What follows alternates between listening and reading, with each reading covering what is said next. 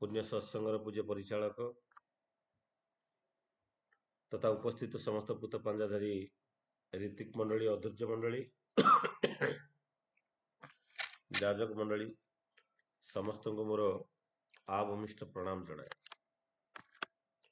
उपस्थित समस्त गुरु भाई गुरु माता साधु सज्जन मंडली कुनि कुनि पिलाए समस्त को मोर प्रीतिपूर्ण राभरा जय गुरु जनाए। सर्वप्रथमे आजिर यही भक्ति तरंग सत्संग जो मैंने भोग निवेदन करिसेंती तथा परिवार शांति सृष्टि परम पिता निकट में मु प्रार्थना रखे।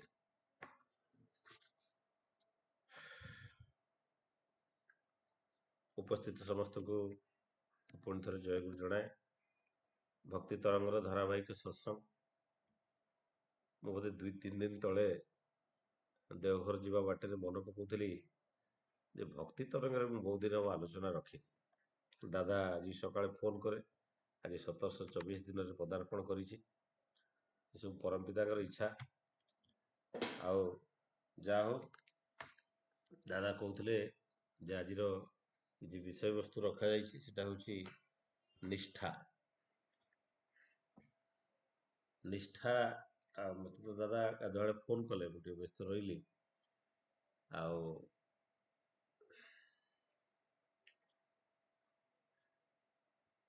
तो निष्ठा को आम तो पर बुझा कि ठाकुर कहते आदर्श रे गभीर विश्वास नथिले निष्ठा मध्य आसे ना। तेणु से लाइन को जदि आम पर्यालोचना करवा आदर्श रे जदि गभीर विश्वास न थाए तो निष्ठा मध्य आसे ना। और निष्ठा आसे ना भक्ति मध्य आसे ना। आउ भक्ति नहेले अनुभूति मध्य आसे ना। आ मनीषर ज्ञान किसी हुए ना। तेणु वास्तविक से कथा को जदि आम देखु ठाकुर कहते आदर्श रे गभीर विश्वास नथिले निष्ठा मध्य आसे ना। तेरे विश्वास भाव कौन विश्वास माने तेरे विश्वास कौटू आसे विश्वास क्या कहुए जो भाव विरुद्ध भाव द्वारा आहत बा अभिभूत हुए ना ता हूँ विश्वास। तेणु मु ठाकुर को विश्वास करे तो तापर मु आगे कही सारे आदर्श कौन। तो आदर्श कौन जदि आम बुझापी चाहूँ तो सेठी कथा उठे जे ठाकुर कथा मु आलोचना करी कि जड़े दार्शनिक कहते जे ईश्वर बोली किसी ना देयर इज नो गॉड ईश्वर बोली किसी ना। तांको भाषा रे the God is the biggest invention of by the man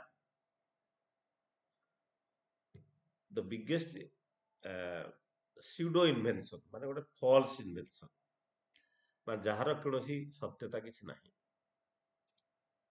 तेणु रामकृष्ण परमहंस भाषा ईश्वर होउचंदी साकार निराकार अलेख महिमा वाला आकाश को हाथ टेकी कहते जे माने ईश्वर आकाश रे अछंती।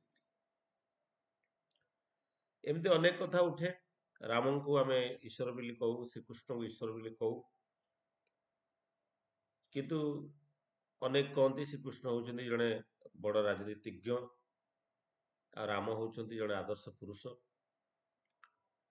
तो बुद्ध भी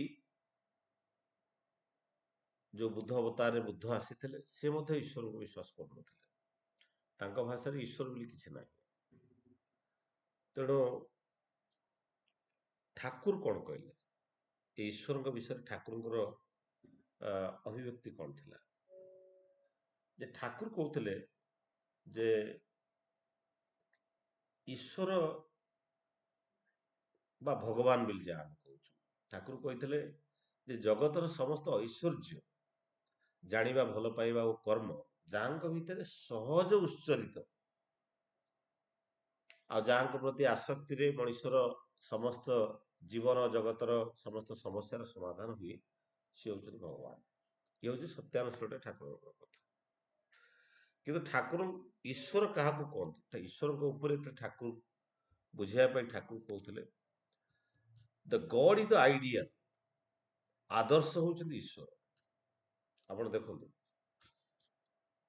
ମାନେ ଅନ୍ୟମାନଙ୍କର କଥା ଦେଖନ୍ତୁ, ଦ ଗଡ୍ ଇଜ ଦ ସବୁଠାରୁ ମାନେ ଦ ବିଗେଷ୍ଟ ଫ୍ରଡ୍ ବୋଲି କୁହାଯାଇପାରେ, ଯାହା ସେ ଦାର୍ଶନିକଙ୍କର କଥା, ଯେ ଈଶ୍ୱର ବୋଲି କିଛି ନାହାନ୍ତି। ରାମ ଜଣେ ଆଦର୍ଶ ପୁରୁଷ, ଶ୍ରୀକୃଷ୍ଣ ଜଣେ ବଡ଼ ରାଜନୀତିଜ୍ଞ, ଜଣେ କାଳଦର୍ଶୀ ବୋଲି କୁହାଯାଇପାରେ। ସେ ସାଧାରଣ ମଣିଷ ଭାବରେ ଜୀବନଯାପନ କରିଥିଲେ, ତ ତାଙ୍କୁ ଆମେ ଭଗବାନ ବୋଲି କହିବା ନା ଆଦର୍ଶ ବୋଲି କହିବା? ଯୋଉ ଆମେ ଜଣେ ଥରେ ପଚାରିଲେ ଯେ ହରେ କୃଷ୍ଣ ହରେ ରାମ ନିତାଇ ଗୌର ରାଧେଶ୍ୟାମ ବୋଲି କୁହାଯାଏ, ତାର ମୂଳ ଅର୍ଥ ତା କଣ ଥିଲା? ହରେ କୃଷ୍ଣ ମାନେ ହରେ କୃଷ୍ଣ, ତ କୃଷ୍ଣ ଭଳି ହେଇଯାଏ। ହରେ ରାମ ମାନେ ହରେ ରାମ ଭଳି ହେଇଯାଏ। ତାମାନେ ରାମ ଆଉ କୃଷ୍ଣ ଯୋଉ ଏଇ ହିନ୍ଦୁ ସଂସ୍କୃତିରେ ବା ଆର୍ଯ୍ୟ ପରମ୍ପରା ଭିତରେ ଯୋଉମାନଙ୍କୁ ଶ୍ରେଷ୍ଠ ମଣିଷ ହିସାବରେ ଦେଖାଯାଏ, ଯେ ତୁ ଗୋଟେ ଶ୍ରେଷ୍ଠ ମଣିଷ ହେଇଯା। ମଣିଷ ହବୁ କେମିତି? ତାଙ୍କୁ ଯଦି ତାଙ୍କର ଦର୍ଶନକୁ ଯଦି ତୁ ମଣିଷ ଯଦି ମାନିକି ନ ଚଳେ, ତାହେଲେ ତାଙ୍କୁ ଭଗବାନ ବୋଲି ଭାବି କଣ କରିପାରିବ? ତେଣୁ ସିଏ ମଣିଷର ଆଦର୍ଶ ହବା କଥା। ତେଣୁ ଠାକୁର କହୁଛନ୍ତି ଦ ଗଡ୍ ଇଜ ଦ ଆଇଡିଆଲ, ଈଶ୍ୱର ହଉଛନ୍ତି ଆଦର୍ଶ। ତେଣୁ ଈଶ୍ୱର ହଉଛନ୍ତି ଆଦର୍ଶ, ତେଣୁ ଈଶ୍ୱର ହଉଛନ୍ତି ଆଦର୍ଶ, ତେଣୁ ଆଇଡିଆଲ। ପୁଣି ଆଦର୍ଶ ଆ ଠାକୁରଙ୍କର ଯୋଉ ସତ୍ୟାନ୍ୱେଷଣରେ ପ୍ରଥମ କରି ଯୋଉ ପ୍ରଥମ ପୃଷ୍ଠାରେ କହିଥିଲେ, ଠାକୁର ସେ ପ୍ରଥମ ପୃଷ୍ଠାରେ କହିଲେ ଯେ ମାନେ ଏ ଭାରତର ଅବନତି ବା ଡିଜେନେରେସନ, ଭାରତର ଅବନତି ବା ଡିଜେନେରେସନ ସେଇ ସମୟରୁ ଆରମ୍ଭ ହୋଇଛି, ଯେଉଁ ସମୟରୁ ଭାରତବାସୀଙ୍କ ପାଖରେ ଅମୃତ ଭଗବାନ, ମାନେ ଯିଏ ମୃତ ନୁହନ୍ତି, ଯିଏ ବ୍ୟକ୍ତ ନୁହନ୍ତି, ଯୋଉମାନେ ବର୍ତ୍ତମାନ ପ୍ରେଜେଣ୍ଟ ନାହାନ୍ତି, ସେ ଅମୃତ ଭଗବାନ ଅସୀମ ହୋଇ ଉଠିଛନ୍ତି। ସିଏ ହିଁ ଅସୀମ ହୋଇ ଉଠିଛନ୍ତି। ଯେମିତି ଆମେ ରାମକୁ ଆଦର୍ଶ ବୋଲି ଭାବୁଛୁ, ରାମ କୃଷ୍ଣ ସିଏ ବହୁତ ବଡ ଭଗବାନ ବୋଲି ଭାବୁଛୁ। ସେଇମାନଙ୍କୁ ଧରିକି ଯେତେବେଳେ ଆମେ ମଣିଷ ଚାଲେ, ଠାକୁର କହୁଛନ୍ତି ଅସୀମ ଉଠିଛନ୍ତି, ଋଷିକୁ ବାଦ ଦେଇ ଋଷିବାଦର ଉପାସନା ଚାଲିଛି। ତେଣୁ ତାଙ୍କୁ ଆମେ ମାନୁନୁ, କିନ୍ତୁ ତାଙ୍କ କଥାକୁ ଯେତିକି ମାନି ପାରିବା କଥା ତାକୁ ମାନି ଚାଲୁଛୁ। ତାମାନେ ଆଲବର୍ଟ ଆଇନଷ୍ଟାଇନକୁ ଆମେ ମାନିବାନି, ବୁଝିବାନି, କିନ୍ତୁ ତାଙ୍କ ଥିଓରିଟାକୁ ପଢିବା। ଯଦି ଆମେ ତା ଥିଓରି ପଢିବା, ସେ ଯୋଉ ଲୋକଟା କଣ କହିଛି ତା କନସେପ୍ଟଟାକୁ ମାନେ ଭୁଲ ହେଇଯିବ। ଯେମିତି ବୁଦ୍ଧ ଯାହା କହିଥିଲେ, ବୁଦ୍ଧଙ୍କୁ ଆମେ ମାନିବାନି କି ବୁଦ୍ଧଙ୍କ ବିଷୟରେ କିଛି ଜାଣିବାନି, କିନ୍ତୁ ବୁଦ୍ଧଙ୍କର ଯୋଉ ଫିଲୋସଫି ଦର୍ଶନ ତାକୁ ମାନିବା, ତାହେଲେ କଣ ହବ? ଡିଜେନେରେସନ, ଭାରତର ଡିଜେନେରେସନ ହବ ବା ଅବନତି ହବ। ସେଠି ଦୃଷ୍ଟିରୁ ଦେଖାଗଲେ ଠାକୁର କହୁଛନ୍ତି ଯୋଉ ଅମୃତ ଭଗବାନ, ତାମାନେ ଯେ ମୃତ ନୁହନ୍ତି, ଯିଏ ଅବ୍ୟକ୍ତ, ତ ଠାକୁରଙ୍କ ଭାଷାରେ ଯୋଉ ଆଇଡିଆଲଟା, ଏ ଯୋଉ ଗଡ୍ ଇଜ ଦ ଆଇଡିଆଲ, ତେଣୁ ବାସ୍ତବିକ ତାପରେ ଠାକୁର ବୁଝେଇଛନ୍ତି ଦ ଗଡ୍ ଇଜ ଦ ଲିଭିଂ ଆଇଡିଆଲ, ଜୀବନ୍ତ ଆଦର୍ଶ, ଯିଏ ବଞ୍ଚିଛନ୍ତି, ଯିଏ ଜୀବନ୍ତ ଭାବରେ ଅଛନ୍ତି, ବା ରେତ ଶରୀର ଭିତରେ ଆଚାର୍ଯ୍ୟ ପରମ୍ପରା ଭିତରେ ଯିଏ ମୃତ ପ୍ରତୀକ ଅଛନ୍ତି, ସିଏ ହଉଛନ୍ତି ଆଦର୍ଶ। ସିଏ ହଉଛନ୍ତି ଆଦର୍ଶ।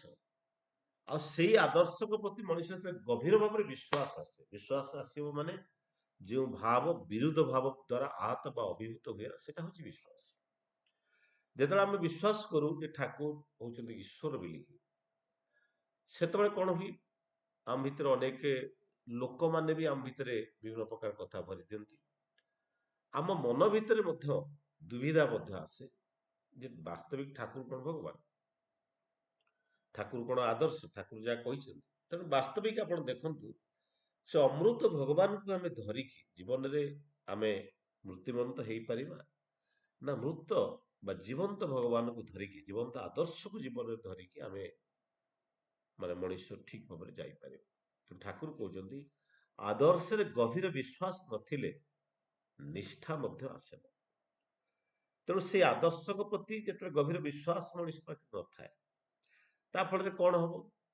ଯେ ଯେମିତି ଜଣେ ପାଣି ଖୋଜିବା ପାଇଁ ବିଭିନ୍ନ ଜାଗାରେ କୋଡେ କୋଡେ ଯଦି ହାଣେ, ତ ଉଦାହରଣ ଆପଣ ମାନେ ଶୁଣିଛନ୍ତି, ଏଠି ଗୋଟେ ଫାଉଡା ଧରିକି ଏଠି ଟିକେ ହାଣିବ, ଆଉ ଟିକେ ଗୋଟେ ଜାଗାରେ ହାଣିବ, ଏମିତି ବହୁତ ଜାଗାରେ ଯଦି ହାଣିବ, ତାହେଲେ କଣ ହବ? ବହୁ ଜାଗାରେ ଯଦି ହାଣେ, କ'ଣ ପାଣି ମିଳିଯିବ? ତେଣୁ ପାଣି ମିଳିବା ପାଇଁ ହେଲେ ସେ ଗୋଟିଏ ଜାଗାରେ ବାରମ୍ବାର ବାରମ୍ବାର ବାରମ୍ବାର ହାଣିଲେ ହିଁ ଗଭୀର ଗାଢ଼ା ହେଲେ ହିଁ ପାଣି ମିଳିବ। ତେଣୁ ମାଟିରୁ ଯଦି ପାଣି ପାଇବା ପାଇଁ ଚାହେଁ, ମଣିଷ ଯଦି ଜୀବନରେ ଆନନ୍ଦ ପାଇବା ପାଇଁ ଚାହେଁ, ମୋକ୍ଷ ପାଇବା ପାଇଁ ଚାହେଁ, ନିର୍ବାଣ ବା କୈବଲ୍ୟ ପାଇବା ପାଇଁ ଚାହେଁ, ତେଣୁ ଏକ ଆଦର୍ଶ ଉପରେ ଏକ ଜାଗାରେ କଠୋର ଭାବରେ ନିଷ୍ଠାପର ଭାବରେ ଯଦି ହାଣେ, ତାହେଲେ ସିଏ ସେ ଜାଗାରେ ପାଣି ମିଳିଥାଏ। ତେଣୁ ମଣିଷ ଜୀବନରେ ଯଦି ଈଶ୍ୱରଙ୍କୁ ପାଇବା ପାଇଁ ଚାହେଁ, ତେଣୁ ଈଶ୍ୱର କୌଣସି ଗୋଟେ ବସ୍ତୁ ନେଇ ଯାହାକୁ ପ୍ରାପ୍ୟ କରାଯାଇପାରେ।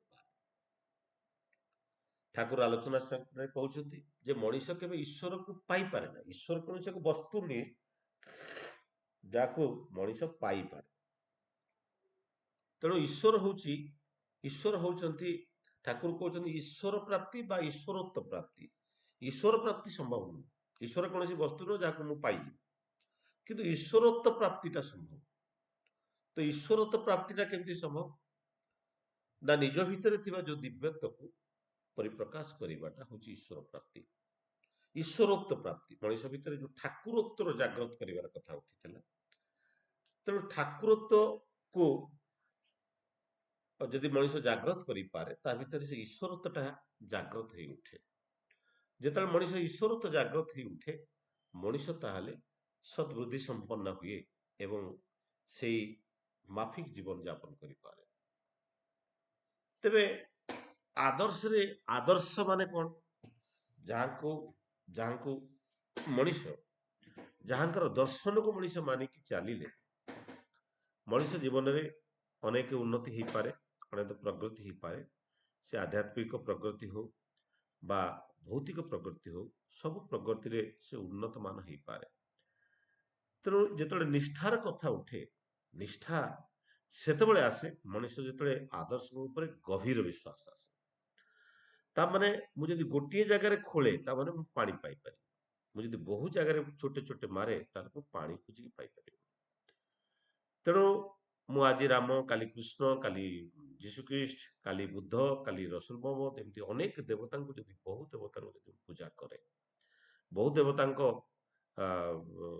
ପାଖରେ ଯଦି ମୋର ନିଷ୍ଠାପର ଭାବରେ ଜୀବନଟାକୁ, ତାଙ୍କରି ଆଦର୍ଶ ଜୀବନଟାକୁ, ଆଜି କିଛି ଦିନ ରାମନବମୀ ଅଛି, ରାମନବମୀ ଉପବାସ କଲି, ଇଏ କଲି ସେ କଲି, ସରିଗଲା। ପୁଣି କୃଷ୍ଣ ନବମୀ, କୃଷ୍ଣଙ୍କ ପାଇଁ ଉପବାସ କଲି, ତାଙ୍କ କଥା ମାନିଲି, ଶୁଣିଲି, ଭଜନ କୀର୍ତ୍ତନ କଲି। ଆଉ ବୁଦ୍ଧ ଜୟନ୍ତୀ ଆଇଲା, ବୁଦ୍ଧ ଜୟନ୍ତୀ କଲି। ଆଜି ତ ବୁଦ୍ଧ ଜୟନ୍ତୀ ବୋଧେ। ତ ଏଇ ସବୁ ଜିନିଷ ଯଦି କରେ, ଜୀବନରେ ଆଧ୍ୟାତ୍ମିକ କିମ୍ବା ଭୌତିକ ପ୍ରଗତିରେ ସମ୍ଭବ ନୁହେଁ।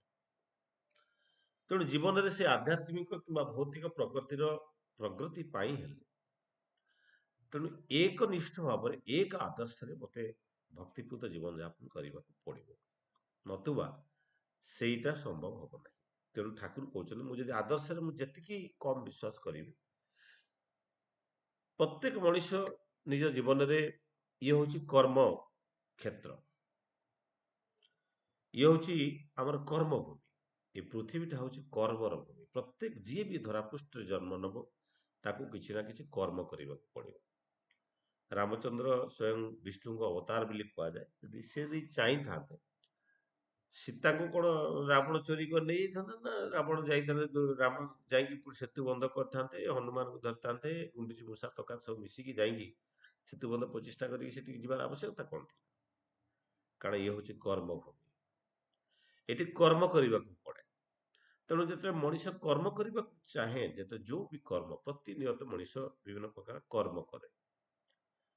ଏଇ କର୍ମ ଯୋଉ ଆମେ କରୁ, এই କର୍ମ କରିବା ଭିତରେ এই କର୍ମ ପ୍ରତି ଆମର ଅନେକ ସମୟରେ ଆମେ କର୍ମ କରିକି ମଧ୍ୟ ଫେଲ ମାରିଯାଉ। ତାର ମୂଳ କାରଣ ହଉଛି କର୍ମ ପ୍ରତି ଆମର ନିଷ୍ଠା ରହେ। କର୍ମ ପ୍ରତି କାହିଁକି ନିଷ୍ଠା ରହେନି? ତାର ସେଇ ଗୋଟିଏ ଲାଇନରେ ଠାକୁର ବତେଇ ଦେଇଛନ୍ତି, ଯେ ଆଦର୍ଶ ପ୍ରତି ଯଦି ଗଭୀର ବିଶ୍ୱାସ ନଥାଏ, ତେଣୁ ପ୍ରତ୍ୟେକ କର୍ମରେ ନିଷ୍ଠା ନିପୁଣ ଭାବରେ ଜାଗ୍ରତ ହେଇପାରେ ନା।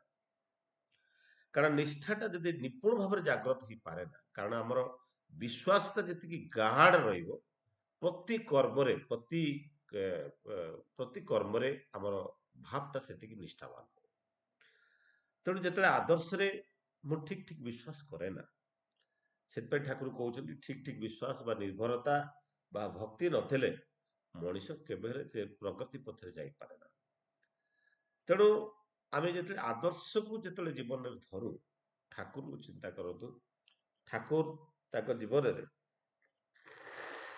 ଏକ ବିରାଟ ସତ୍ସଙ୍ଗ ପ୍ରତିଷ୍ଠା କରିଛନ୍ତି। ସେ ଜଣେ ମଣିଷ, ଆମରି ଭଳି ସେ ବି ଜଣେ ମଣିଷ। ସେ ଏକ ବିରାଟ ସତ୍ସଙ୍ଗ ଆନ୍ଦୋଳନକୁ ତିଆରି କରିଥିଲେ। ଆଜି ପାଖାପାଖି 3,80,00,000 ଲୋକ ତାଙ୍କର ଅନୁଗାମୀ ଅଛନ୍ତି, ତାଙ୍କର ଆଦର୍ଶକୁ ମାନିକି ଚାଲୁଛନ୍ତି। ଯିଏ ଯେତିକି ମାନୁଛି ତା ଜୀବନରେ ସେତିକି ପ୍ରଗତି ଅଛି, ସେତିକି ଆଉ ତାର ଜୀବନରେ ସେତିକି ନିଷ୍ଠା ଅଛି, ଆଉ ସେତିକି ପ୍ରଗତି ଅଛି। ଆଉ ଏ ନିଷ୍ଠାଟା ଯଦି ଆମେ ଜେଣ୍ଡର ୱାଇଜ ଦେଖିବା, ଯଦି ଲିଙ୍ଗ ହିସାବରେ ଦେଖିବା, ପୁରୁଷ ମାନଙ୍କ ପାଖରେ ସେତିକି ନିଷ୍ଠା ନଥାଏ ଯେତିକି ନିଷ୍ଠା ନାରୀ ମାନଙ୍କ ପାଖରେ ଥାଏ। କାହିଁକି? ନିଷ୍ଠା ହଉଛି ନାରୀର ବୈଶିଷ୍ଟ୍ୟ, ପୁରୁଷର ବୈଶିଷ୍ଟ୍ୟଟା ନିଷ୍ଠା ନୁହେଁ। ନାରୀ ଯେତିକି ନିଷ୍ଠାପର ଭାବରେ ଯେତିକି କର୍ମ କରିପାରେ, ପ୍ରତ୍ୟେକ କର୍ମକୁ ଯେତିକି ନିଷ୍ଠାର ସହିତ କରିପାରେ, ପୁରୁଷ ଲୋକଟା ସେତିକି ନିଷ୍ଠାପର ଭାବରେ କରିପାରେ ନା। ପୁରୁଷ ବହୁତ ବଡ ବଡ କର୍ମ କରିପାରେ, କାରଣ ପୁରୁଷଟା ସବୁବେଳେ ଏକ୍ସପାନ୍ସିଭ କଣ୍ଡିସନରେ ଥାଏ, ଏକ୍ସପାଣ୍ଡ ବଡ ଆକୃତିର ସବୁ କିଛି କରେ। କିନ୍ତୁ ନାରୀ ସୂକ୍ଷ୍ମତର କାମ କରେ, କିନ୍ତୁ ନିଷ୍ଠାପର ଭାବରେ କରେ। ଆଉ ଏ ସୂକ୍ଷ୍ମତା ହିଁ ହଉଛି ନିଷ୍ଠାତା। ଯେତେ ସୂକ୍ଷ୍ମ ଯେତେ ତୀକ୍ଷ୍ଣ ହୁଏ ସେତେ ନିଷ୍ଠା ହୁଏ, ଆଉ ଯେତେ ବଡ ହୁଏ ସେତେ ନିଷ୍ଠା କମ ହୁଏ। ତେଣୁ ଆପଣ ଯଦି ଆମେ କହିବା ମୋହନ ମାଝୀ କି ନରେନ୍ଦ୍ର ମୋଦୀ ଯୋଉମାନେ ଦେଶ ଚଳାଉଛନ୍ତି, ସେ ସବୁ କାମକୁ ନିଷ୍ଠାପର ଭାବରେ କରିପାରିବେ, କାରଣ ସେମାନଙ୍କର ଏକ୍ସପାନ୍ସନ ଅଛି। ଦ ଏରିଆ ଅଫ ୱାର୍କଟା ଏତେ ବଡ ଧରଣର ବିସ୍ତୃତ ଅଛି, ସେ ପ୍ରତ୍ୟେକ ଜାଗାରେ ନିଷ୍ଠାଟାକୁ ନିବିଡ଼ ଭାବରେ ପାଳନ କରିପାରିବେ ନାହିଁ। ସେଇ ଜାଗାରେ ଯଦି ଆମେ ଦେଖାଯାଏ ଯେ ଜଣେ ଯଦି ଛୋଟ କାମ କରେ, ସେ ସେଠି ତାର ନିଷ୍ଠାବାନ ହିସାବରେ ସେ କାମ କରିପାରେ। ସେଥିପାଇଁ ନାରୀର ବୈଶିଷ୍ଟ୍ୟରେ ଠାକୁର କହିଦେଇଛନ୍ତି ଯେ ସ୍ତ୍ରୀ ମାନଙ୍କର ବୈଶିଷ୍ଟ୍ୟରେ ଯୋଉ ଅଷ୍ଟ ବୈଶିଷ୍ଟ୍ୟର କଥା, ଯୋଉ ଜଗଜନୀ ଲକ୍ଷ୍ମୀ ମାଙ୍କୁ ଷୋଡ଼ଶୀ ବାଳା କୁହାଯାଏ, କାରଣ ଏଇ ଅଷ୍ଟ ବୈଶିଷ୍ଟ୍ୟଟା ଦ୍ୱିଗୁଣିତ ଅବସ୍ଥାରେ ତାଙ୍କ ପାଖରେ ପରିଲକ୍ଷିତ ହଉଥିଲା। ତ ସ୍ତ୍ରୀ ମାନଙ୍କର ବୈଶିଷ୍ଟ୍ୟରେ କଣ ଅଛି ନା, ନିଷ୍ଠା ଅଛି, ଧର୍ମ ଅଛି, ଶୁଶ୍ରୂଷା ଅଛି, ସେବା ଅଛି, ସାହାଯ୍ୟ ଅଛି, ସଂରକ୍ଷଣ, ପ୍ରେରଣା ଓ ସବା ଶ୍ରେଷ୍ଠ ସବା ଶେଷରେ ହଉଛି ପ୍ରଜନନ। ତେଣୁ ଏ ସବୁ କିଛି ଅଛି, ସବୁ କିଛିକୁ ନେଇକି ସେ ଗୋଟେ ଶ୍ରେଷ୍ଠ ନାରୀରେ ପରିଣତ ହୁଏ। ନିଷ୍ଠା ତା ପାଖରେ ଅଛି, କିନ୍ତୁ ପୁରୁଷର ବୈଶିଷ୍ଟ୍ୟରେ ନିଷ୍ଠା ନଥାଏ। କିନ୍ତୁ ପୁରୁଷ ବୈଶିଷ୍ଟ୍ୟରେ ନିଷ୍ଠାଟା ଜାଗ୍ରତ ହବା ପାଇଁ ହେଲେ ସେ ଏକକେନ୍ଦ୍ରିକ ହେଇକି ଦ ବି କନସେଣ୍ଟ୍ରିକ ଯୋଉଟା ଠାକୁର କହୁଥିଲେ, ଯେତେବେଳେ ଜଣେ ଫରେନର ଯେତେବେଳେ ଠାକୁରଙ୍କୁ ପଚାରିଥିଲେ ଯେ ଗୋଟିଏ ୱାର୍ଡରେ ମତେ କହିଦିଅନ୍ତୁ ଆପଣଙ୍କର ଫିଲୋସଫି ଆଦର୍ଶ ଦର୍ଶନଟାକୁ, ମୁଁ ବୁଝିକି ପଳେଇବି। ଠାକୁର କହିଲେ ବି କନସେଣ୍ଟ୍ରିକ, ତାମାନେ ଏକନିଷ୍ଠ ହୁଅ। ତେଣୁ ଏକନିଷ୍ଠ ହବା ପାଇଁ ହେଲେ ଆଦର୍ଶରେ ଅନୁଗାମୀ ହେବାକୁ ପଡିବ। ସେ କହିଲେ ରବର୍ଟ ଫର୍ଡଙ୍କ କଥା, ଆମେ ଯେତେବେଳେ ଯୋଉଠି ଯାହା ପ୍ରତି ଆମର ନିଷ୍ଠା ଜନ୍ମେ, ଆମେ ସେଇଠି ତଦମାଫିକ ହେଇଯାଉ। ତେଣୁ ଠାକୁର ସେଥିପାଇଁ କହୁଥିଲେ ଯେ ବିଶ୍ୱାସ ନ ଆସିଲେ ନିଷ୍ଠା ମଧ୍ୟ ଆସେ ନାହିଁ। ଆମେ ଯୋଉ କର୍ମ କରୁଛୁ, ଯୋଉ କାମ କରୁଛୁ, ମୁଁ ଠାକୁରଙ୍କ ବିଶ୍ୱାସ କଥା କହୁନି, ଆଉ ଠାକୁରଙ୍କ ପ୍ରତି ବିଶ୍ୱାସ ଯେତେ ରହିବ ନିଷ୍ଠା ସେତେ ଆସିବ। ସେ ପାର୍ଟଟା ଓଭର ହେଇଗଲା। ସେଥିରୁ ଆମେ ବୁଝିଗଲେ ଯେ ଠାକୁରଙ୍କ ପ୍ରତି ଯେତେ ନିଷ୍ଠା ଆମର କମ ରହିବ, ପ୍ରତି କର୍ମରେ ପ୍ରତି କ୍ଷେତ୍ରରେ ଆମର ନିଷ୍ଠା କମ ରହିବ। ଏ ପାର୍ଟ ସରିଗଲା। ସେକେଣ୍ଡ ପୁଣି ଠାକୁର କହୁଛନ୍ତି ବିଶ୍ୱାସ ନ ଆସିଲେ ନିଷ୍ଠା ମଧ୍ୟ ଆସେ ନାହିଁ, ଆଉ ନିଷ୍ଠା ଛଡା ଭକ୍ତି ମଧ୍ୟ ଆସିପାରେ ନାହିଁ। ଦେଖନ୍ତୁ, ବିଶ୍ୱାସ ନ ଆସିଲେ ନିଷ୍ଠା ଆସେ ନାହିଁ। ମୁଁ ଯୋଉ କର୍ମ କରୁଛି ସେ କର୍ମ ପ୍ରତି ମୋର ସେତିକିବେଳେ ନିଷ୍ଠା ଆସେ ଯେତେବେଳେ ସେଇ କର୍ମ ପ୍ରତି ମୋର ବିଶ୍ୱାସ ଥାଏ। ଦେଖନ୍ତୁ, ମୁଁ ଗୋଟେ ଶିକ୍ଷକ, ମୁଁ ପଢାଏ, ମୁଁ ପଢେଇଲେ ସମୟ ଜାଣିପାରେ ନା, ମୁଁ ପଢେଇଲେ ସମୟ ଜାଣିପାରେ ନା, ଆଉ ପଢେଇଲେ ମୁଁ କ୍ଲାନ୍ତ ହୁଏ ନା। କ୍ଲାସରେ କେବେ ବସିକି ପଢାଏ। ସମୟ ଥିଲା ମୁଁ ଦିନକୁ 13 ଘଣ୍ଟା ବି ପଢଉଥିଲି, ଏବେ ଆଉ ପଢଉନି ଏତେ ସମୟ। ଆଉ ମୁଁ ଡଷ୍ଟର ଚକ୍ ଧରିକି ସକାଳୁ 6ଟାରୁ ରାତି 9-10 ଯାକେ ମଝିରେ ଖାଲି ଲଞ୍ଚ ଟିକେ ଖାଏ, ପଢାଏ, କଣ୍ଟିନ୍ୟୁଅସ ପଢାଏ। ମୁଁ କେବେ କ୍ଲାସ ରୁମରେ ବସେ ନା, ଆଉ ମୁଁ କ୍ଲାନ୍ତ ହେଇ ପଡେ ନା। ତାର ମୂଳ କାରଣ ହଉଛି ମୋର ସେଇ ପ୍ରଫେସନ ପ୍ରତି ସେଇ ମାନେ ପଢେଇବା ପ୍ରତି ମୋର ପ୍ରଗାଢ ବିଶ୍ୱାସ ଥିଲା, ଭଲ ପାଇବା ଥିଲା। ସେ ଯୋଉ ଭଲ ପାଇବା ବିଶ୍ୱାସ ଥିଲା ଯେ ମୁଁ ପଢେଇବି, ସେଇ ସେଇ ବିଶ୍ୱାସଟା ହିଁ ମୋ ନିଷ୍ଠାଟାକୁ କ୍ରିଏଟ କରିଥିଲା। ତେଣୁ ଆମେ ଯେତେବେଳେ ଅନେକ କିଛି କର୍ମ କରୁ ସେ କର୍ମ ପ୍ରତି ଆମର ସେତିକି ବିଶ୍ୱାସ ବେଳେବେଳେ ରହେନି ଯେ କର୍ମଟା ହେଇପାରିବ ତ, ମୋ ନିଜ ପ୍ରତି ବି ରହେନି। ଆଉ ଯେତେବେଳେ ନିଜ ପ୍ରତି ରହେନି, ନିଜ ପ୍ରତି ବିଶ୍ୱାସ ରହେନି, କର୍ମ ପ୍ରତି ବିଶ୍ୱାସ ରହେନି, କି ଯେତିକି ସରଞ୍ଜାମ ଅଛି, ଯେତିକି ଆସେଟ୍ସ ଅଛି, ସେ ଆସେଟ୍ସରେ ମୁଁ ଯେ କାମ କରିପାରିବି, ଯେ ସେଇଟା ପ୍ରତି ବିଶ୍ୱାସ ରହେନି।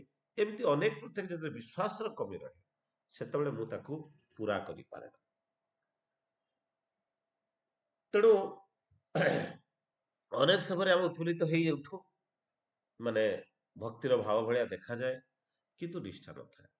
ଈଶ୍ୱରଙ୍କ ପ୍ରତି ଭଲ ପାଇବାର ଯୋଉ ନିଷ୍ଠାଟା, ଯୋଉମାନେ ଏକନିଷ୍ଠ ସାଧକ, ଯୋଉମାନେ ସେଇ ଏକନିଷ୍ଠ ସାଧକ ମାନେ ହିଁ ଜୀବନରେ ସଫଳତା ପାଆନ୍ତି। ତେଣୁ ଏଇ ଯୋଉ ଏକନିଷ୍ଠ ସାଧକ, ସେଇ ସାଧନା ଆସେ କୋଉଠୁ? ଠାକୁରଙ୍କର ଠାକୁର ଯେତେବେଳେ ଏ ଧ୍ୟାନର କଥା ଉଠିଥିଲା, ଏ ନାମ କରିବାର କଥା, ନାମ ମଣିଷକୁ ତୀକ୍ଷ୍ଣ କରେ, ଧ୍ୟାନ ମଣିଷକୁ ସ୍ଥିର ଏବଂ ଗ୍ରହଣକ୍ଷମ କରାଏ। ଏଇ ଯୋଉ ଧ୍ୟାନର କଥା ଯେତେବେଳେ ଉଠେ, ମଣିଷ ଧ୍ୟାନ କରିବାର ମାନେ ଆମେ କାଲି ବସିକି ଚେକାସନ ପକେଇକି ବସିକି ରହିବାଟା ହଉଛି ଧ୍ୟାନ ନୁହେଁ। ଧ୍ୟାନ ମାନେ ଏକନିଷ୍ଠ କର୍ମ। ମାନେ ମୁଁ ଯଦି ଏକନିଷ୍ଠ ଭାବରେ, ମୁଁ ଯଦି ଈଶ୍ୱରଙ୍କୁ ଭଲ ପାଏ, ଈଶ୍ୱରଙ୍କ ପ୍ରତି ଯଦି ମୋର ସମସ୍ତ କର୍ମ ସମର୍ପିତ କର୍ମ ଭାବରେ ମୁଁ ପ୍ରତିନିୟତ ଯଦି କରି ଉଠେ, ତାହା ହଉଛି ତାହା ବି ହଉଛି ଧ୍ୟାନ। ଧ୍ୟାନ ମାନେ ଏ ନିଶ୍ୱାସ ପ୍ରଶ୍ୱାସକୁ ମାନେ ଯାହା ବୁଦ୍ଧଦେବଙ୍କର ଥିଲା, ସେଇ ନିଶ୍ୱାସ ପ୍ରଶ୍ୱାସକୁ କଣ୍ଟ୍ରୋଲ କରିବାଟା ନୁହେଁ। ଧ୍ୟାନ କରିବା କଥା ଠାକୁର ନୂଆ ନୂଆ କହିଲେ, ସେ ସାରେ ବହୁତ ଲୋକ ଆଉ କାମ ଦାମ ଛାଡି ଦେଇ ଖାଲି ବସିକି ଧ୍ୟାନ କଲେ। ଠାକୁର ତାପରେ ପାଟି କଲେ ନିଷ୍ଠା ମାନେ ସେ ଏକନିଷ୍ଠ ଭାବରେ ସବୁ କର୍ମଟା କରିବାଟା ହଉଛି ନିଷ୍ଠା। ତେଣୁ ମଣିଷ ଯେତେବେଳେ ମାନେ ଈଶ୍ୱରଙ୍କ ପ୍ରତି ଯୋଉ ନିଷ୍ଠା, ଈଶ୍ୱରଙ୍କୁ ଭଲ ପାଇବାର ଯୋଉ ନିଷ୍ଠା ଥାଏ, ତା ଭକ୍ତିରୁ ଆସେ। ଆଉ ସେ ଭକ୍ତିଟା ଯେତେ ପତଳା, ନିଷ୍ଠାଟା ସେତେ ପତଳା ହେଇଯାଏ। ଭକ୍ତିଟା ସେତେବେଳେ ପତଳା ହେଇଯାଏ ଯେତେବେଳେ ନିଷ୍ଠା ପତଳା ହେଇଯାଏ। ନିଷ୍ଠାଟା ସେତେବେଳେ ପତଳା ହେଇଯାଏ ଯେତେବେଳେ ବିଶ୍ୱାସଟା ପତଳା ହେଇଯାଏ। ଏ ସବୁ କିଛି ହଉଛି ଲିଙ୍କ। ତେଣୁ ଯାହାର ହୃଦୟ ଭିତରେ ବିଶ୍ୱାସର କମ୍ ଥାଏ, ସେଠି ନିଷ୍ଠାର କମ୍ ଥାଏ, ଏବଂ ତାର ଈଶ୍ୱରଙ୍କ ପ୍ରତି ଭକ୍ତିର କମ୍ ରହେ। ଏଇ ଭକ୍ତି ହଉଛି କଣ? ପ୍ରେମ ଆଉ ସେବାର ସମାହାରରେ ହିଁ ଭକ୍ତି ହୁଏ। ତେଣୁ ମୁଁ ମୋ ସ୍ତ୍ରୀକି ଭଲ ପାଏ, ମୁଁ ତାକୁ ପ୍ରେମ କରେ, ମୁଁ ମୋ ବାପା ମାଙ୍କୁ ଭକ୍ତି କରେ, କାରଣ ମୁଁ ତାଙ୍କୁ ଖାଲି ପ୍ରେମ କରେ ନା, ପ୍ରେମ ସହିତ ମତେ କିଛି ସେବା ଦେବାକୁ ପଡେ, ସେଇଟା ହଉଛି ଭକ୍ତି। ତେଣୁ ଈଶ୍ୱରଙ୍କୁ ଖାଲି ମୁଁ ପ୍ରେମ କରିପାରେ ନା, ଈଶ୍ୱରଙ୍କୁ ଭକ୍ତି କରିବାକୁ ପଡେ। କାରଣ ଈଶ୍ୱରଙ୍କ ପ୍ରତି ଖାଲି ପ୍ରେମଟା ହବନି, ମୁଁ ଈଶ୍ୱରଙ୍କୁ ଭଲ ପାଏ କହିଲେ ହବନି। ତ ଈଶ୍ୱରଙ୍କ ପ୍ରତି ମାନେ ସେବା ଦେବାକୁ ପଡେ। ଯୋଉ ସେବା ଦଉ, ସେ ସେବା ଦେଇକି ଯୋଉ ପ୍ରେମଟା ଜାଗ୍ରତ ହେଇଛି, ସେବା ମିଶ୍ରିତ ଯୋଉ ପ୍ରେମଟା ଥାଏ, ତାହା ହଉଛି ଭକ୍ତିର ପରିଚାୟକ ହୁଏ। ତେଣୁ ଯେତେବେଳେ ମୋର ଭକ୍ତି କମ୍ ହେଇଯାଏ, ସେତେବେଳେ ମୁଁ ନିଷ୍ଠାହୀନ ହେଇଯାଏ, ଆଉ ସେତେବେଳେ ମୋର ହୃଦୟରେ ଇଏ କମିଯାଏ। ତେଣୁ ଅନେକ ସମୟରେ ଯୁକ୍ତି ତର୍କ ମଧ୍ୟ କରିକି ଆମେ ବିଶ୍ୱାସଟାକୁ ଜନ୍ମେଇବାକୁ ଚେଷ୍ଟା କରୁ। ଏ ଯୁକ୍ତି ତର୍କ ମାଧ୍ୟମରେ ଜଣଙ୍କର ବିଶ୍ୱାସଟାକୁ ଜଗା ଯାଇପାରେ ନା। ଠାକୁର ହଉଛନ୍ତି ଯୁକ୍ତି ତର୍କର ବହୁତ ଊର୍ଦ୍ଧ୍ୱରେ ହଉଛନ୍ତି ଶ୍ରୀ ଠାକୁର। ତେଣୁ ବିଶ୍ୱାସ ମାନେ ଯାହାର ବିଶ୍ୱାସଟା ଯେତେ ପତଳା ଥାଏ, ତାର ନିଷ୍ଠାଟା ମଧ୍ୟ ସେତେ କମ୍ ରହେ। ତେଣୁ ମଣିଷ, ଆମେ ଯଦି ନିଷ୍ଠାର କଥା ଉଠୁ, ଈଶ୍ୱରଙ୍କ ପ୍ରତି ଭଲ ପାଇବାର ନିଷ୍ଠା ହେଇପାରେ, ବା ଜୀବନରେ ଏଇ ଯୋଉ କର୍ମ ଜୀବନରେ, କର୍ମମୟ ଜୀବନରେ କରୁଥିବା ପ୍ରତିଟି କର୍ମ ପଛରେ ଯୋଉ ନିଷ୍ଠାର ଆବଶ୍ୟକ ପଡେ, ଏ ସବୁ କିଛି ନିଷ୍ଠା ପଛପଟରେ ତାହା ହିଁ ଥାଏ, ତାହା ହଉଛି ବିଶ୍ୱାସ।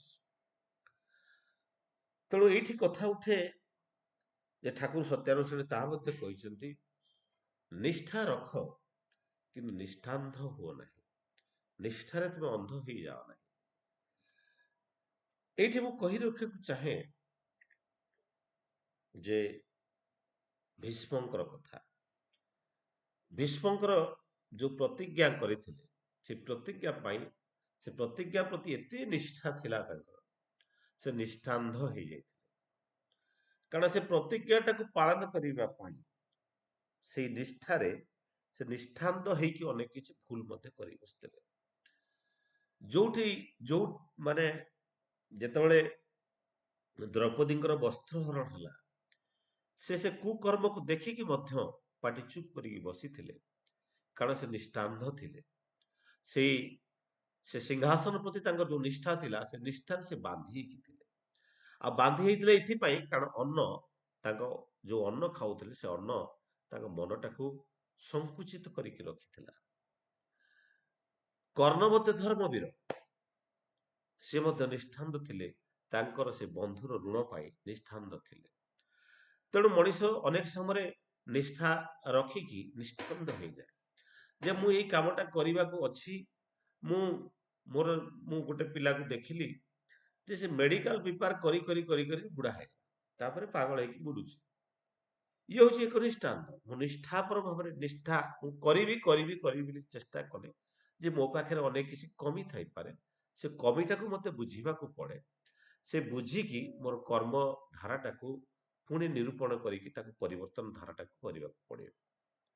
ତାହେଲେ କଣ ହବ, ମୁଁ ମୋ ଜୀବନଟାକୁ ସୁନ୍ଦର ସୁଷ୍ଠୁ ଭାବରେ ନିରୂପଣ କରିପାରେ। ତେଣୁ ଏଇ ଯୋଉ ନିଷ୍ଠାଟା ମଣିଷକୁ ଅନେକ ସମୟରେ ଅନ୍ଧ ବି କରି ପକାଏ। ଅନେକ ଜୀବନ ଜଳାଞ୍ଜଳି ଦେଇ ଦିଅନ୍ତି ଏ ନିଷ୍ଠାବାନ ହେଇକି। ତେଣୁ ମଣିଷ ସେଥିପ୍ରତି ଧ୍ୟାନ ରଖିବାକୁ ପଡେ ଯେ ଯେ ନିଷ୍ଠା ରଖିପାର, କିନ୍ତୁ ନିଷ୍ଠାନ୍ତ ହବା କଥା ନୁହେଁ। ତେଣୁ ଏଇଠି କଥା ଉଠେ ଯେ ଏଇ ଯୋଉ ମାନେ ନିଷ୍ଠା ଆଉ କନସେନ୍ଟ୍ରେସନଟା ଯଦି ଆମେ ଦେଖୁ, ଯୋଉ କନସେନ୍ଟ୍ରେସନ ବା ଏକାଗ୍ରତା, ଏଇ ଏକାଗ୍ରତାଟା ଆ, ବ- ଆମେ ଏକାଗ୍ରତାଟା ନିଷ୍ଠା ନୁହେଁ। ମାନେ ଏକନିଷ୍ଠ ଭାବରେ କିଛି କର୍ମ କରିବାଟା ମାନେ ଏକାଗ୍ରତା ହେଇପାରେ, ଯେ ଗୋଟିଏ କାମକୁ ସୁନ୍ଦର ସୁଷ୍ଠୁ ଭାବରେ ନିରୂପଣ କରିବା ପାଇଁ ଯୋଉ ଜିନିଷର ଆବଶ୍ୟକ ପଡେ, ତାହା ହଉଛି ଏକାଗ୍ରତା। କିନ୍ତୁ ନିଷ୍ଠା ହଉଛି ସେଇ ଜିନିଷଟାକୁ ସବୁଦିନ ପର୍ଯ୍ୟନ୍ତ ବଜାୟ ରଖିବାଟା ହଉଛି ନିଷ୍ଠା। ସବୁ କର୍ମରେ ନିଜ ଧାରାଟାକୁ ସେଇ ଏକାଗ୍ରତାଟାକୁ ବଜାୟ ରଖିବାଟା ହଉଛି ନିଷ୍ଠା। ଏକାଗ୍ରତାଟା ଗୋଟେ ମନ ସିଷ୍ଟମ ହେଇପାରେ, କିନ୍ତୁ ନିଷ୍ଠାଟା ହଉଛି ଗୋଟେ ପଲିସି ସିଷ୍ଟମ। ପୁଣି ଏଇ ଯୋଉ କନସେନ୍ଟ୍ରେସନଟା ମାଇଣ୍ଡଫୁଲନେସ ସହିତ ସମାନ ନୁହେଁ। ମାଇଣ୍ଡଫୁଲନେସଟା ଭିତରେ ମୁଁ ଆଲୋଚନା ଅନେକ ସମୟରେ କରିଛି। ତ ମାଇଣ୍ଡଫୁଲନେସଟା ହଉଛି, ମାଇଣ୍ଡଫୁଲନେସ ମାନେ ମୁଁ ଯୋଉ କାମଟା କରୁଛି ସେଥିରେ ମୁଁ 100% ମାଇଣ୍ଡଟା ରଖିବାଟା ହଉଛି ମାଇଣ୍ଡଫୁଲନେସ। ମୁଁ ଗୋଟେ ପିଲାକୁ ପଚାରିଲି, ସେ କହିଲା ମୋର 70% ଅଛି, ରଖିପାରିବି ମାଟ୍ରିକ ପରୀକ୍ଷାରେ। ମୁଁ କହିଲି କାହିଁକି 70% ରଖିବୁ, କାହିଁକି 100% ରଖିବୁନି? ସେ ଚୁପ୍ ରହିଲା। ମୁଁ ତରଫରୁ ମୁଁ ତାକୁ କହିଥିଲି, କାରଣ ତୁ ଯେତେବେଳେ ପାଠ ପଢା ହଉଥିଲା ବା ପାଠ ପଢିବା ପାଇଁ, ତ 70% ଅଫ ଦ ମାଇଣ୍ଡ ତୁ ୟୁଟିଲାଇଜ କରିଛୁ, 30% ୟୁଟିଲାଇଜ ଇନ୍ ଅଦର ଫର୍ମ। ଯେ 98% ରଖୁଛି, ସେ 98% ମାଇଣ୍ଡଟାକୁ ସେଇ ପାଠ ଉପରେ ନିୟୋଜିତ କରିକି ରଖିଛି, ଆଉ 2% ବାହାରେ ରଖିଛି। ଇଣ୍ଟେଲିଜେଣ୍ଟ କିଛି ନାହିଁ, ଇଣ୍ଟେଲିଜେଣ୍ଟ କୋସେଣ୍ଟ ଅଛି, କିନ୍ତୁ intelligent only it is the game of mindfulness. ଆମେ ଖାଇଲା ବେଳେ ମଧ୍ୟ ମାଇଣ୍ଡଫୁଲନେସ ରହୁନା, ପଢିବା କଥା ତ ଛାଡ। ଖାଇଲା ବେଳେ ଆମେ ଈଶ୍ୱରଙ୍କୁ ପ୍ରାର୍ଥନା କରିବା ବେଳେ ବି ମଧ୍ୟ ମାଇଣ୍ଡଫୁଲନେସ ରହୁନା। ଆମେ ପଢିଲା ବେଳେ, ଖାଇଲା ବେଳେ ଆମେ ଅନେକ କଥା ଚିନ୍ତା କରୁ, ପଢିଲା ବେଳେ ଆମ ମାଇଣ୍ଡକୁ ଅନେକ, କାରଣ 72,000 ଥଟ୍ସ ଆମ ମାଇଣ୍ଡ ଭିତରକୁ ଆସେ। ଇଏ ଆମ ମାଇଣ୍ଡକୁ ବିକ୍ଷିପ୍ତ କରେ, ବିଚ୍ଛିନ୍ନ କରାଏ, ବିଭିନ୍ନ ଆଡକୁ ବିକ୍ଷିପ୍ତ କରିଦିଏ, ଯାହା ଫଳରେ ଆମର ନିଷ୍ଠାଟା ରହେ ନା, କନସେନ୍ଟ୍ରେସନ ରହେ, ଏକାଗ୍ରତା ମଧ୍ୟ ରହେ ନା। ତେଣୁ ମାଇଣ୍ଡଫୁଲନେସ ମାନେ ମୁଁ ଯୋଉ କାମ ଯେତେବେଳେ କରୁଛି ସେତେବେଳେ ମୋ ମାଇଣ୍ଡଟାକୁ 100% ୟୁଜ କରିବି, ତା ହଉଛି ମାଇଣ୍ଡଫୁଲନେସ। ମୁଁ ଖାଉଛି, ମୁଁ 100% ଖାଇବାରେ ଯଦି ଧ୍ୟାନ ଦେଇକି ଖାଏ, ତାହା ହଉଛି ମାଇଣ୍ଡଫୁଲନେସ। ଆଉ ତାହା ହିଁ ହଉଛି କନସେନ୍ଟ୍ରେସନ। এই কনসেন্ট্রেশন বা একাগ্রতাটা, it is the part of mindfulness. নিষ্ঠা is the part of mindfulness. Mindfulness ର ଗୋଟେ ଅଂଶ ହଉଛି ନିଷ୍ଠା। ଯଦି ଆମେ ମାଇଣ୍ଡଟାକୁ କଣ୍ଟ୍ରୋଲ କରିପାରୁ, ଏଇ ଯୋଉ ମାଇଣ୍ଡ ଭିତରକୁ ଯୋଉ ବିଭିନ୍ନ ପ୍ରକାର ଚିନ୍ତା ଆସୁଛି, ଏଇ ଚିନ୍ତାଟାକୁ ଯଦି କଣ୍ଟ୍ରୋଲ କରିପାରୁ, ଯୋଉ ଥଟ୍ ପ୍ରକ୍ରିୟାଟାକୁ ଯଦି କଣ୍ଟ୍ରୋଲ କରିପାରୁ, ତାହେଲେ ଆମେ ମାଇଣ୍ଡଫୁଲନେସ ହେଇପାରିବା। ଆମେ ମାଇଣ୍ଡଫୁଲନେସ ହେଇପାରିଲେ ଆମେ ଏକାଗ୍ରତା ଜାଗ୍ରତ କରିପାରିବ, କନସେନ୍ଟ୍ରେସନ ଜାଗ୍ରତ କରିପାରିବ, ଆଉ ନିଷ୍ଠାବାନ ମଧ୍ୟ ହେଇପାରିବା। ତେବେ ମାଇଣ୍ଡଟାକୁ କଣ୍ଟ୍ରୋଲ କରିବା ପାଇଁ ମୁଖ୍ୟତଃ ଦରକାର ନାମ କରିବାଟା। ଏଇ ଯୋଉ ମାଇଣ୍ଡଫୁଲନେସ୍ ପାଇଁ ନାମର ଆବଶ୍ୟକତା ଅଛି। ଏ ନାମ ଆଉ ନାମୀ ହଉଛନ୍ତି ଅଭେଦ୍ୟ ଏକ ଜିନିଷ। ତେଣୁ ଏଇ ଯୋଉ ମାଇଣ୍ଡଫୁଲନେସ୍ ପାଇଁ ଠାକୁର ନାମ ଦେଇଛନ୍ତି, ମନ୍ତ୍ର ଦେଇଛନ୍ତି।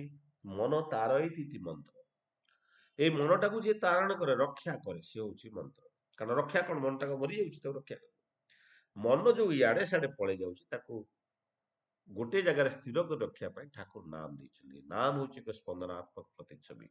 ସୃଷ୍ଟିର ଯୋଉ ଆଦି କମ୍ପନ ଥିଲା, ସୃଷ୍ଟିର ଯୋଉ ନ୍ୟାଚୁରାଲ ପୃଥିବୀ ସୃଷ୍ଟିର, ଏ ସୃଷ୍ଟିର ଆଦି କମ୍ପନରୁ ସେଇ କମ୍ପନ ଆଜି ମଧ୍ୟ ଅଛି ପୃଥିବୀରେ। ସେଇ କମ୍ପନ ଭିତରେ ସବୁ କିଛି, ତାରି ଭିତରେ ଆଜି ଆମ ଭିତରେ ସେଇ ଆଦି କମ୍ପନ ଭିତରେ ଆମେ ଆଜି ବି କମ୍ପାଇତ। ସୃଷ୍ଟିର ଆଦି କମ୍ପନ ସହିତ ନିଜ କମ୍ପନକୁ ଯୋଡ଼ିବାଟା ହଉଛି ଏ ନାମର ଧାରା। ଏ ନାମ ହଉଛି ଏକ ସ୍ପନ୍ଦନାତ୍ମକ ପ୍ରତିଛବି।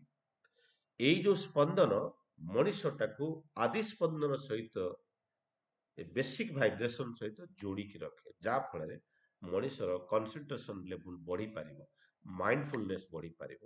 ଆଉ ଏଇ mind, because of the lack of mindfulness, ମଣିଷ ମଧ୍ୟ ଶୋଇପାରେ ନା। ଆମେ ଶୋଇଲା ବେଳେ ଏତେ ମାଇଣ୍ଡକୁ ଜିନିଷ ଆସେ, ମଣିଷ ଶୋଇପାରେ ନା, ବା ନିଦ ଭାଙ୍ଗିଗଲେ ଆଉ ନିଦ ହୁଏନି। କାହିଁକି? ଆମେ ମାଇଣ୍ଡକୁ କଣ୍ଟ୍ରୋଲ କରିପାରୁନା। କାରଣ ମୋ ମାଇଣ୍ଡଟା, ସେଥିପାଇଁ ଦ ବୁଦ୍ଧଦେବ କହୁଥିଲେ ଯେ ମାଇଣ୍ଡ ହଉଛି is the best servant and worst master, and be the master of your mind. ତମ ମାଇଣ୍ଡର ତମେ ମାଷ୍ଟର ହୁଅ, otherwise be the servant of your mind. ଆମେ ଯଦି ମାଇଣ୍ଡକୁ କଣ୍ଟ୍ରୋଲ ନ କରୁ, ମାଇଣ୍ଡ ଆମକୁ ମଧ୍ୟ କଣ୍ଟ୍ରୋଲ କରେ। ଆଉ ଯେତେବେଳେ ମାଇଣ୍ଡ ଆମକୁ କଣ୍ଟ୍ରୋଲ କରେ, ଆମକୁ ବିଭିନ୍ନ ଜାଗାକୁ ନେଇଯାଏ। ମାଛ ମାଂସ ଆମେ ଛାଡି ପାରୁନା, ବିଭିନ୍ନ ପ୍ରକାର ଅନୈତିକ କାର୍ଯ୍ୟ କରିବାରେ ଆମକୁ ନିୟୋଜିତ କରେ। ତେଣୁ ସଫଳ ମଣିଷ, ଆପଣ ଦେଖନ୍ତୁ, ବହୁତ ସଫଳ ମଣିଷ ଅଛନ୍ତି। ବହୁତ ସଫଳ ମଣିଷଙ୍କର କାହାଣୀ ଆପଣ ଶୁଣିପାରିବେ। କିନ୍ତୁ ଏଇ ସଫଳ ମଣିଷ ଭିତରେ ନୈତିକତାର ମଧ୍ୟ ଅଭାବ ଥାଏ। ଚିତ୍ରଲେଖା ବୋଲିକି ଷ୍ଟୋରି ଆପଣ ଶୁଣିଥିବେ, ଯେତେବେଳେ ସିଏ ମାନେ ତାଙ୍କ ପ୍ରେମିକାକୁ ଛାଡିକି, ଯେ ତାଙ୍କୁ ବହୁତ ଭଲ ପାଉଥିଲେ, ତାଙ୍କୁ ଛାଡିକି ଯେତେବେଳେ ଗୁରୁଙ୍କ ଆଶ୍ରମକୁ ଚାଲିଗଲେ, ଗୁରୁ ତାଙ୍କ ସୌନ୍ଦର୍ଯ୍ୟରେ ଲୋଭିତ ହେଇକି ତାଙ୍କ ପ୍ରତି ଅସଦାଚରଣ କଲେ ଏବଂ ସେ ତାଙ୍କୁ ତ୍ୟାଗ କରିଦେଲେ ଗୁରୁଙ୍କୁ। ଗୁରୁ ଏତେ ବଡ ଗୁରୁ ଥିଲେ, ତାଙ୍କ ଜୀବନରେ ଏତେ ସାଧନା ଥିଲା, ତାମାନେ ଯେ ସଫଳତା ଥିଲା ତାଙ୍କ ଜୀବନରେ, କିନ୍ତୁ ନିଜର ନୈତିକ ମୂଲ୍ୟବୋଧଟାକୁ ସେ ରକ୍ଷା କରିପାରିଲେନି। ତାର ମୂଳ କାରଣ ହଉଛି ନିଷ୍ଠା ନଥାଏ। ଆଉ ନିଷ୍ଠା ସେତେବେଳେ ମଣିଷ ରଖିପାରେ ନା, ଯେତେବେଳେ ସେ ଆଦର୍ଶଙ୍କ ପ୍ରତି ବିଶ୍ୱାସଟା କମ ରଖେ। ତେଣୁ ମଣିଷ ଯେପର୍ଯ୍ୟନ୍ତ ଆଦର୍ଶଙ୍କ ପ୍ରତି ତାର ଭଲ ପାଇବା, ତାର ଏକ ଅନୁରାଗ ଯେତେବେଳେ କମ ରହେ, ସେତେବେଳେ ତାର ବିଶ୍ୱାସ କମ ରହେ, ଆଉ ନିଷ୍ଠା ମଧ୍ୟ କମ ରହେ। ଦାଦା, ସମୟ ହେଇଗଲା ବୋଧେ? ସମୟ ତ ହେଇଗଲା। ତେଣୁ ମୁଁ ସମସ୍ତଙ୍କୁ ଅନୁରୋଧ କରିବି, ସମସ୍ତେ ନିଷ୍ଠାବାନ ଭାବରେ ଜୀବନଯାପନ କରନ୍ତୁ ଏବଂ ସମସ୍ତଙ୍କର ଶାନ୍ତି ସୃଷ୍ଟି ପାଇଁ ପରମ ପିତାଙ୍କ ନିକଟରେ ପ୍ରାର୍ଥନା କରି ମୋର ବକ୍ତବ୍ୟକୁ ଏଠି ବିରାମ ଦଉଛି। ବନ୍ଦେ ପୁରୁଷୋତ୍ତମ, ବନ୍ଦେ ପୁରୁଷୋତ୍ତମ, ବନ୍ଦେ ପୁରୁଷୋତ୍ତମ। ଦାଦା, ଜୟ ଗୁରୁ। ଜୟଗୁରୁ ଦାଦା, ଜୟଗୁରୁ।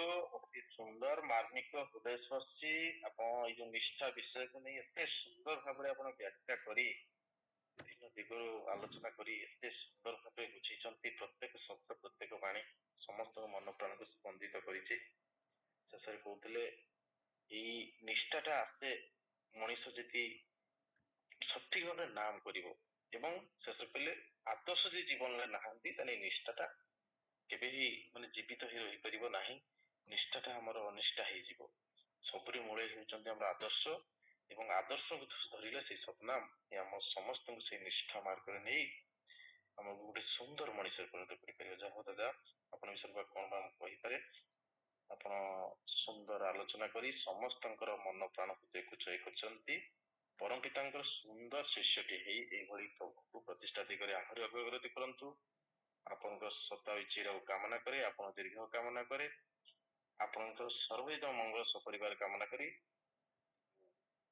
ଆମେ ଆଗେଇ ଯିବା ବର୍ତ୍ତମାନ। ଦାଦା, ଜୟ ଗୁରୁ। ଜୟ ଗୁରୁ, ଜୟ ଗୁରୁ। ଆମେ ଧନୀକୁ ଆଗେଇ